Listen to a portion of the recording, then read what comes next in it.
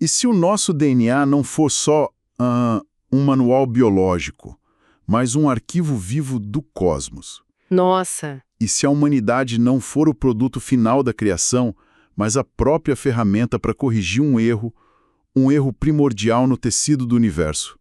São perguntas que já começam mexendo com tudo, né? Desafiam completamente a forma como a gente se vê, nosso lugar no mundo. Totalmente. A nossa análise de hoje vai fundo na introdução e nos capítulos iniciais de um e-book chamado O Homem que Reprograma Deus, de um autor chamado Elder Lag. Uhum. E a nossa missão aqui é tentar montar o quebra-cabeça que ele propõe. É uma obra que constrói uma ponte, assim, ousadíssima entre genética, mitologia, filosofia. E ele já avisa de cara, né, que a proposta não é provar nada. Exato. É mais sobre experimentar uma nova narrativa sobre a nossa existência. Sim, ele posiciona o livro nesse lugar muito específico, entre o que podemos medir e o que podemos sentir. Não é um artigo científico, mas também não é um texto puramente espiritual. É um terceiro território. Ok, vamos analisar isso. A premissa central, então, se eu peguei o fio da meada, é que somos uma espécie de editores do universo. Isso. E não só seus habitantes. E para construir essa ideia, ele redefine radicalmente dois conceitos que a gente acha que conhece bem: o DNA e a figura de Javé. Exatamente por aí. Vamos começar pelo DNA. Na obra, ele é descrito como um arquivo vivo, laboratório e diário do cosmos. Uma imagem bem forte. Muito. A molécula que carrega nossas características físicas também estaria, registrando a história do próprio universo. E como a figura de Javé entra nisso? Porque geralmente ele é o arquiteto, o criador perfeito, né? Pois é. Aqui está a primeira grande virada.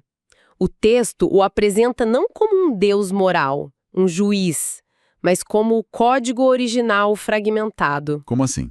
Pensa num software que sofreu uma falha crítica logo no início e se estilhaçou. Javé seria a fonte desse erro primordial. Um erro que, paradoxalmente, deu origem a tudo. Exatamente. A todo o nosso processo de existência. Peraí. Então, Javé não é o criador do sistema, ele é o bug no sistema. Isso é uma provocação imensa. É uma provocação. Para um leitor com uma base religiosa, isso pode soar quase como uma ofensa. O livro lida com essa sensibilidade? Ele não aborda a ofensa diretamente, mas a lógica que ele constrói mais para frente tenta explicar o porquê dessa visão. A proposta é despersonalizar Javé, sabe? Entendi. Tirar ele do trono de juiz moral e transformá-lo num problema de engenharia cósmica. É uma desconstrução mesmo. Certo. E qual é a implicação disso para a gente, os portadores desse DNA que carrega o tal erro? A implicação é uma inversão completa de papéis. A narrativa propõe que o ser humano deixa de ser um mero produto da criação para se tornar um agente ativo. Nós nos tornamos os responsáveis por reparar falhas, aprender com o erro e despertar dignidade. Deixamos de ser a criatura passiva para virar os programadores que vão consertar o código. Isso, uma promoção em tanto, né? De passageiro a piloto. Exato. E para navegar essa ideia, a obra nos dá um mapa conceitual. Ela usa termos como Tikkun, que vem da Cábala, o conceito de universo aquário e até genes específicos. Genes que a ciência estuda. Sim, como o da ocitocina e o FOXP2. São como coordenadas para a gente conseguir enxergar essa realidade invisível que ele propõe. Então vamos mergulhar nisso. O primeiro capítulo foca na ideia de que a genética humana é o núcleo da correção desse código corrompido. Somos uma ferramenta evolutiva. O que isso quer dizer na prática? Significa que a nossa existência teria um propósito de engenharia, quase. Fomos projetados ou evoluímos para restaurar algo que se quebrou no início de tudo. A própria evolução humana seria o processo de debug desse código cósmico. Exato. E o livro dá nomes a esses processos. O erro de Javé é o problema inicial. Tikkun é o nome do processo de reparo. E tudo isso acontece num ambiente chamado Universo aquário. Isso. E como em toda boa mitologia, existem forças em ação. O texto menciona figuras simbólicas que manipulam esse código. Tipo, O Virgário, que é descrito como um engenheiro que ajusta mutações, Shiva como a força de transformação e Prometeu como o evento que nos deu o fogo, ou seja, a consciência para a gente editar o código. ok, então essas figuras, Virgálio, Shiva, não são para serem entendidas literalmente, mas como metáforas para processos cósmicos. O Virgálio seria uma forma de nomear a mutação genética, é isso? Perfeito, é exatamente essa leitura. São arquétipos para funções. E aqui a ponte com a ciência fica muito clara. O autor argumenta que, assim como no conceito de Tikkun, o DNA na biologia real também não é estático. Certo. Ele se autorrepara, ele comete erros, ele tem enzimas de revisão e processos epigenéticos. O princípio é o mesmo, sabe? O código tenta se consertar enquanto existe. Ok, até agora a gente estava no campo da cosmologia. Mas você disse que o autor conecta isso com genes reais. É aqui que a coisa fica mais palpável. Sim, e ele dá exemplos muito específicos. Ele fala do gene XT, que nós conhecemos hoje como gene ligado à produção de ocitocina. A molécula do afeto. Ela mesma. Na obra, esse gene é a chave para a confiança, para o vínculo, a mutação que permitiu a reprodução cooperativa, a conexão é direta. Isso explica a cooperação. Mas e a nossa capacidade de criar, de contar histórias, de construir culturas? A obra também amarra isso a um gene? Sim, e esse é talvez o exemplo mais forte. Ele aponta para o gene FOXP2. Ah, o da linguagem. Isso. Na obra, o FOXP2 é o gene da linguagem simbólica da arte. E o fascinante é que a ciência data a mutação-chave desse gene para cerca de 50 mil anos atrás. Justamente o período da explosão criativa do Paleolítico Superior. Exatamente. Quando a arte rupestre, os adornos, os rituais, tudo isso aparece de repente no registro arqueológico. A narrativa do livro e os dados científicos correm em paralelo. Então, o afeto e a linguagem não seriam só sentimentos ou habilidades mais. Tecnologias evolutivas, patches de atualização implementados no nosso código. É essa ideia. E se a gente conecta isso a um quadro maior, o genoma se torna o que o texto chama de blockchain do cosmos. Blockchain do cosmos. Cada experiência, cada trauma, cada ato de amor não se perde. Tudo isso gera marcas, epigenéticas e prepara a próxima geração. O livro tem uma metáfora bem forte para isso, não tem? Sobre o orgasmo. Tem. É uma ideia vertiginosa. O texto descreve o orgasmo como um upload de uma atualização evolutiva. Um upload? Uhum. Deixa de ser só um ato biológico para ser um ato de transferência de dados cósmicos. Toda a experiência acumulada seria compactada e transferida para o novo corpo. Nossa, isso muda completamente a percepção do ato. É uma responsabilidade. E tanto. A conclusão disso é que, se o DNA evolui, o universo inteiro evolui com a gente. Nós não somos o produto final, nós somos o processo acontecendo. Nós somos o verbo, não o substantivo. Exato. Ok, se nosso DNA é esse laboratório de reparos, onde esse laboratório fica? É daí que vem a ideia do universo aquário. Exatamente essa conexão. Segundo a obra, nosso universo é um universo container, uma versão beta do cosmos. Um ambiente de testes? Isso, um ambiente isolado, projetado para testar e corrigir esse código defeituoso. Um laboratório onde as condições são controladas. E nós somos As cobaias. os ratos de laboratório. O texto usa um termo mais técnico, ferramentas de depuração. E sugere que existem arquitetos externos que nos observam, manipulam variáveis. Como cientistas olhando uma placa de Petri. Exato. Nosso corpo é a interface. E o genoma é o disco rígido que armazena todos os dados de cada vida. Mas isso levanta uma questão que me incomoda. Se a gente é parte de um experimento, onde fica nossa autonomia? Nosso livre-arbítrio? Essa é a pergunta central. E a resposta que o texto oferece é o que ele chama de a tecnologia mais avançada da consciência, a dignidade. E o que seria essa dignidade, nesse contexto? Não é só ser tratado com respeito? É muito mais.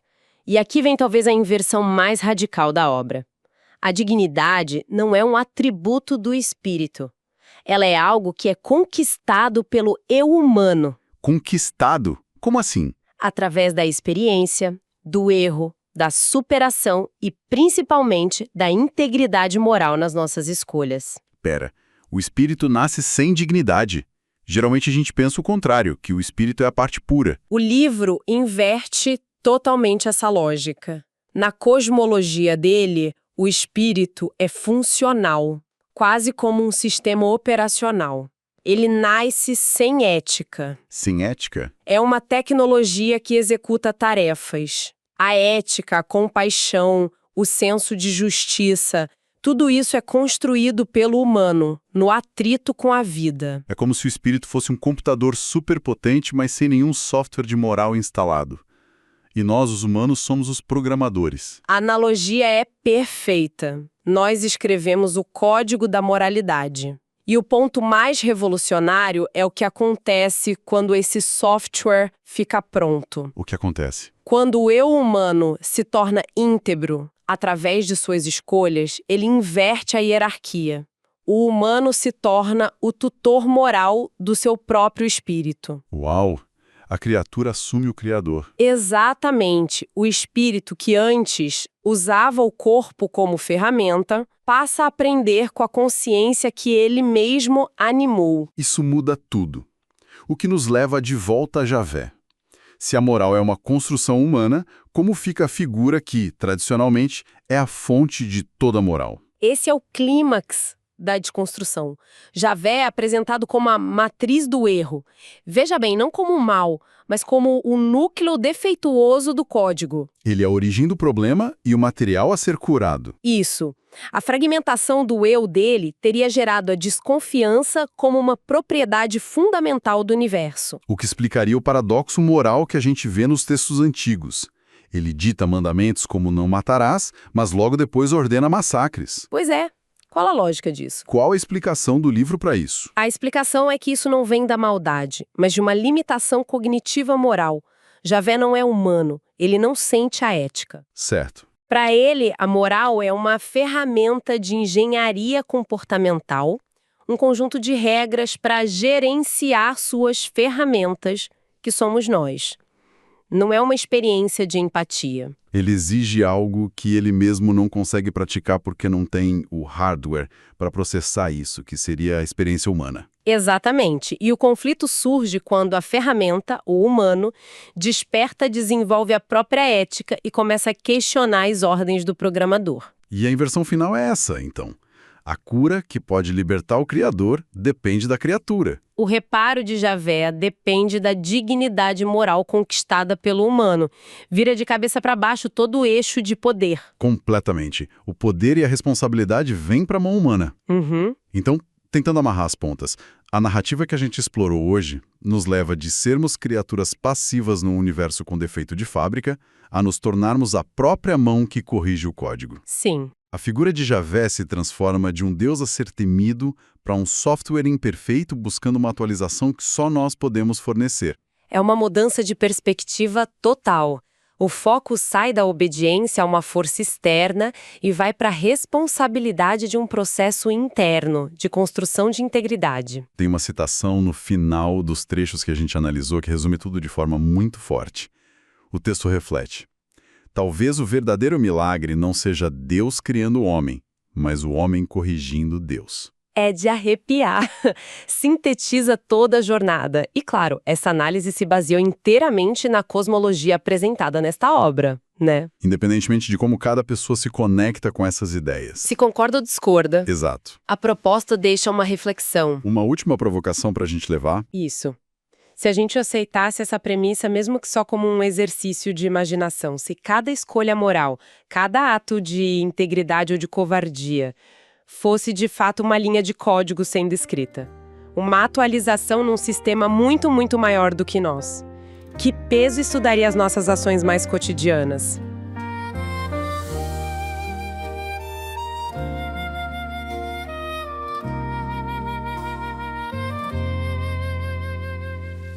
Viajando pelo mundo quando estou contigo. Um passeio cósmico onde corações ganham abrigo. ansioso por ver mundos nunca alcançados. Nos teus braços vivo sonhos encantados. Quando chegarmos, que magia vai surgir, transformar o mundo em céu, fazer a dor sumir. A tua força chama-me, faz-me querer ficar neste vasto universo. O amor é o nosso lar. Dá-me a tua mão, vamos tocar as estrelas, viajar sem limites, só nos teus braços há beleza. Faz do mundo o palco do nosso amor. O céu espera-nos, onde tudo tem sabor.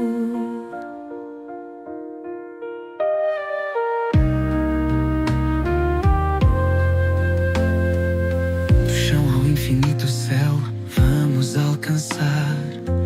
Encontrei a minha força no teu doce amar. Nada aqui pode quebrar o que criamos. Moveremos montanhas, vamos onde sonhamos. Cada momento contigo é pura magia. Sem mapa, sem plano, só por alegria. Juntos traçamos caminhos por desvendar, fazendo do mundo nosso céu para morar. Dá-me a tua mão, vamos tocar as estrelas, viajar sem limites, só nos teus braços há beleza. Faz do mundo o palco do nosso amor. O céu espera-nos, onde tudo tem sabor.